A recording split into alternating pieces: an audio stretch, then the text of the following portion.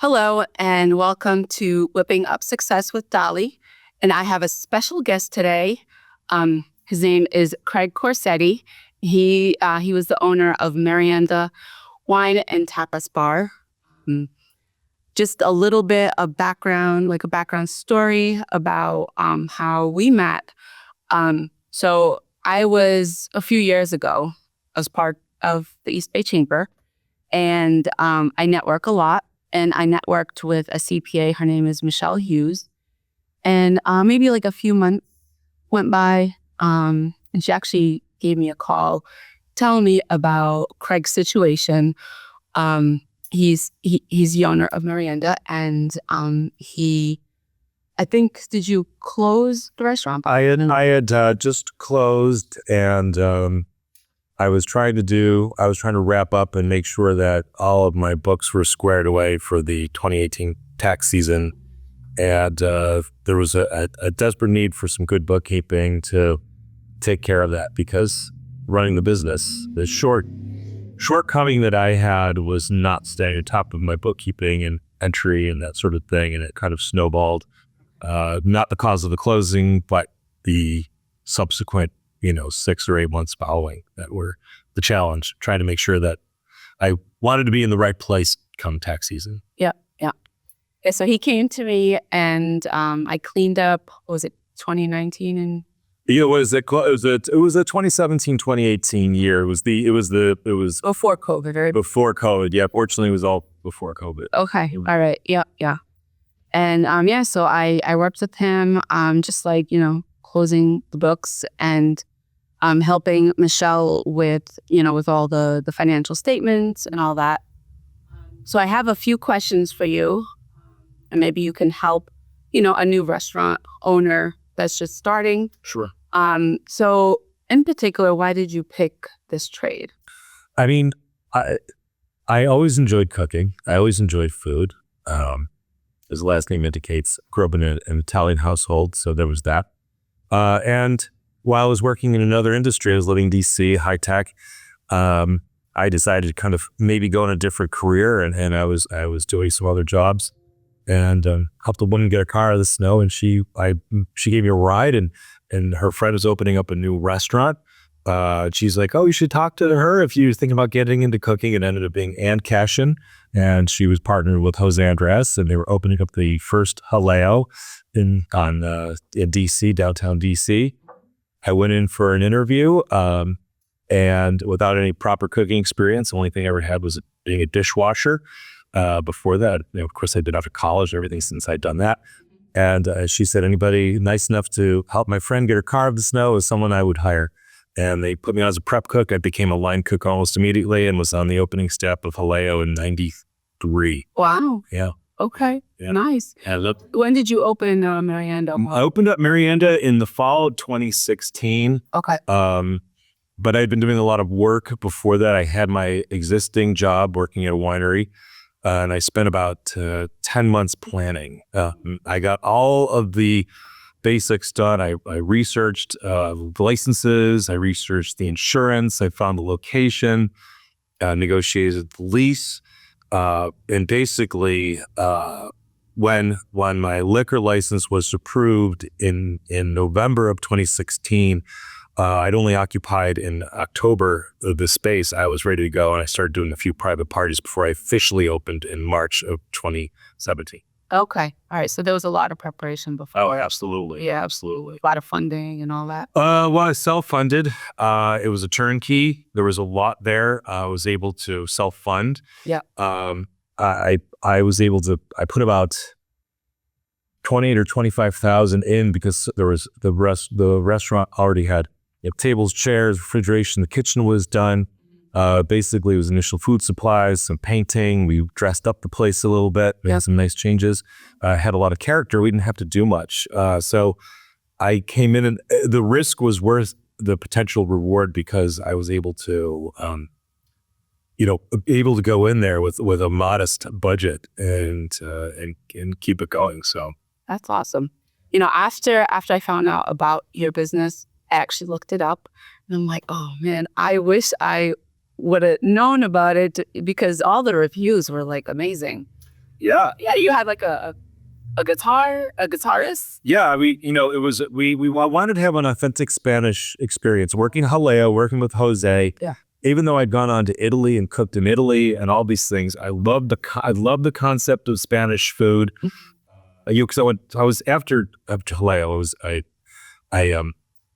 I moved out of DC for a while, worked in the wine industry in a small wine shop, and set up a gourmet food shop for this father and son team up in New Hampshire. Worked for a couple of great restaurants up there, Mike Buckley, and then I went to Italy. But I always wanted the tapas concept, and I knew what I wanted. I knew the menu. I had a very clear vision of what I exactly wanted to serve. And looking back, there are things I would have adjusted, but overall, I succeeded in what I wanted to achieve. That's awesome. Yeah. Well, congratulations. All right. Next question I have is, what did you love about being a restaurant owner? I think what I loved the people. That was the biggest thing. I was fortunate to have good staff for the most part. There's always a couple hiccups in staffing, but I had great servers. I had a great clientele. A number of people, my regulars were well-traveled. And so they understood the concept of what I was doing, small plates. I was the only restaurant on the street, it seems, that didn't offer a hamburger. It was all authentic tapas. We did hand-carved jamon behind the bar. We didn't really do entrees, although we did have paella. And I wanted to get that authentic feel, and we had the live guitarist. It was meeting the customers.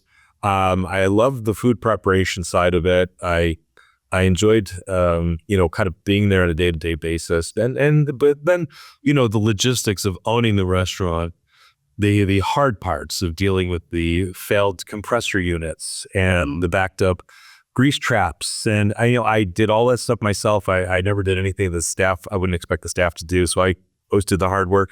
But a lot of the unexpected costs and old building, trying to keep the air conditioning running on a hot day. Those types of things were the less savory parts of owning the restaurant. But the people, I never got tired of the people. I never got tired of the service side. I really enjoy it. Yeah, the community connections. Yeah, that'd be awesome. So I guess you answered the next question, what you did not like about. Yeah, I would, and one of the things that you helped me with was I wasn't the best at maintaining. I kept my books well enough to know where my finances were. That was never a problem. I knew how much money I had. I knew how much I could spend. I was always disciplined. Mm-hmm. I'd always worked in a lot of small businesses. So I was used to working on a shoestring. I paid my staff and my bills before I ever paid myself, which of course is one of the reasons I ended up deciding to do something else. And I had a friend who actually is a successful restaurateur, and he was like, "Don't underestimate bookkeeping. Don't underestimate bookkeeping." And I underestimated bookkeeping. And it's a genuine thing. You came along at the right time, but it was the one area that I would see you don't want to fall short in. Yeah. It keeps. If you have a good sense of, like I said, I've noticed my balances. I knew how much money I had. I was very good at not always maintaining a budget, but it was the record keeping of that budget, which was my one of my challenges. Yeah. I see that all the time. The bookkeeping's like, yeah, I'll do it later, and then at the end of the year comes, it's like, all right, well, how did I make anything? You just don't know. Yeah, I didn't follow my P&L statements as much. Yeah, but I was able to maintain the industry, my business off of my weekly receipts without having to incur a lot of debt. Yeah. So I figured that's a success to go 2 years on a $20,000 investment and be able to operate the business on the revenue almost from the get-go. I would consider that a success in many ways. Yeah. And now I'm a profits first professional. Yeah. Years later. And that is like the one thing I recommend people looking into, because you pay yourself first and then you disperse everything else out. But yeah, that is like the one recommendation I have. Like, if you wanted to start another restaurant, to go that route. So overall, we've worked together for maybe like a few months to almost a year. Yeah, there was about there was an intense 5 to 6 month period. Yeah. There. So how was it working with me? I mean, you were a pleasure. You were a hard worker. I think you went above and beyond what I needed. I tried to help. I think one of the things that's even helped since then is there, in the last 5 or 6 years, there are better ways at maintaining books, as far as you using outside services to do the expedition of entry. I know there's services that now restaurateurs can even, they can scan in their documents and someone can put that was still, a little bit of its infancy. So there was still a lot of manual entry that you did. You were well worth every dollar I paid you for what you did. Thank you. And it was a cooperative, because there was a lot of, you understanding exactly what I knew what all the invoices were and where they stood, but you knowing, where to categorize things the best. It was, I worked with you, you'd call, I'd answer the question right away. Yeah. And I mean, I was always appreciative. Well, thank you for the communication, because there's some clients that take days to communicate with me. So I wanted to wrap it up. As part of it was I kept my LLC, but I needed to get my books in order so I could, through the Secretary of State's, I could get the letter of good standing. Yeah. I wanted to make sure all the taxes were paid, all the bills were paid. But one of the things that I did is I knew, being a networker, being in industry is you're, especially all of your local vendors, your people, I made sure that every one of them was paid. I kept paying for almost 2 years after I could have walked away. Yeah. And for the restaurant supply place, the local companies that had extended out from me, I made sure I paid them all back. And there's but one particular one in Fall River was my supplier of a lot of my hard equipment things. And I paid them back every dime. It took a while. But I paid him back completely, and part of that was your help in getting my taxes and all the other stuff taken care of, so then I could focus on taking care of that. Yeah. Well, that's being a very good, reliable business owner. Yeah, and it's tough. You want to walk away, but you can't do it. I know. It's like, it's done anyways. Yeah, I mean, the LLC could have protected me, but I didn't go that route. Well, good on you. Let's see. So this question is, maybe it'll be helpful for restaurant owners. Is there anything you would like to say to another restaurant owner that is maybe just starting out? Do your research. Really ask yourself, am I ready for this for the long haul? Am I ready for the difficult parts of running the restaurant? Some people, they do things properly, like get insurance. They operate open door, they realize they don't have insurance. So make sure you've everything that you can do before you open, make sure you do. But really look at it. Expect to put in 70, 80-hour weeks. Expect to have the unexpected. Have cash set aside for emergency expenses. Really be ready, because it can still be satisfying, but it's a lot of work. And make sure that your family's on board. One of the reasons we wrapped up Merienda was it was just my wife and I, and she was working full time. She would come in the evenings, often on the weekend only, to help me. She was the hostess, a great asset. I couldn't have done it without her. But then we had some positive changes and growing our family. And we realized that the restaurant with the family, raising children, her having a full-time career, wasn't going to be most conducive for the family. Yeah. So look at talk to your family, make sure they're on board. You really has to be 100%. I met with a recent restaurant owner who has a wife and a young child, and they're in there during the day, and she helps out. But that's her full-time commitment. And other two restaurant owners, their spouses work full-time with them to do the books and the other things that are needed. Yeah. And so you have to really be ready, or have a good partner that's willing to pick up that slack. Yeah. Or a large team. Yeah. Well, I'm just saying, but you have to have your support in place, right? Which includes someone like you, a good DPA, all the other people, other professionals that you may need. But really, plan that out and have that taken care of before you open the door, and be ready for contingencies, Yeah. Contingency is the key. Always have a backup plan for everything regarding that. Definitely. Yeah. Definitely. And just a last fun question. What is your favorite dessert or food since you're in food industry? Dessert and food, I mean, if I could, if I had to, I was always, I don't think I could ever go without some form of like pasta, spaghetti.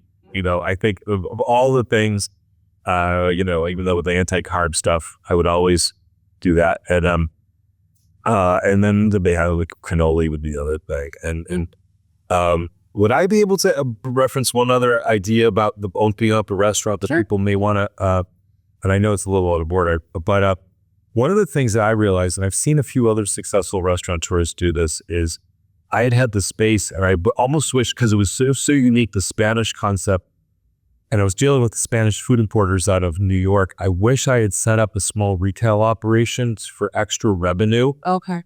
So if in your restaurant, in your space, you have the opportunity to merchandise, to create relatively, how would I put it? Improve your income stream without a lot of effort. Being able to buy a product, being able to do a simple markup. A lot of labor inducing work. I would say find ways. If people are always like, how do I get this food? How do I do this thing? If you can do something like that, and I wish I'd had the small Spanish market attached to the restaurant, it probably would have been a more sustainable industry. So I do have a few clients like that. Yeah. A few Italian like delis that have also like imported like Italian sauces and all that. Yeah. It's a great idea. Merchandising can help bridge the gap on a if you ever have a poor week or a poor weekend or something like that, and that extra revenue can make. Right. And you didn't like having class, like, different kind of classes. Exactly. Once you established, find new revenue streams that won't be detrimental to the quality product, because whatever you're serving in front of the people that evening or that day always has to be first priority. But if you can do those other things that'll enhance or improve, I would heartily encourage look for other revenue streams and plan those out maybe before you even open, so you have an idea. Yeah, that's a great idea. Yeah, thank you. Well, thank you for your time. Welcome. I am so appreciative of you. Do you have any last words for the audience, or? I can't really think about too much except plan. Have a really understand your vision. It's the most important thing. Okay. All right. Well, thank you so much. You're welcome. And thank you for joining in. Have a good day.